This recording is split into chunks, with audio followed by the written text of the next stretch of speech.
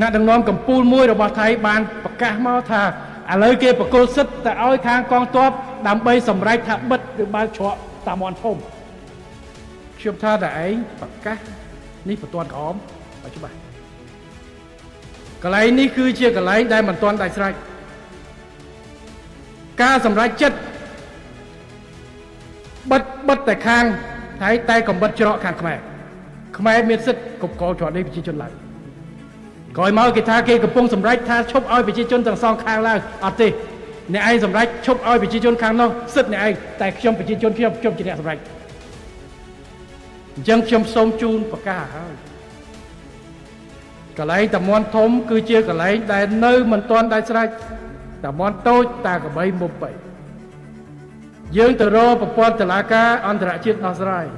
គ្មានពីណាមានសិទ្ធិឯកតោភាគីប្រកាសបិទកន្លែងទៅឈប់ឲ្យនេះចូលរក្សាស្ថានភាពទៅដែរជាឯកតោភាគីហ៊ានតែបិទទ្វារមិនឲ្យប្រជាជនខ្មែរឡើងនៅពីរឿង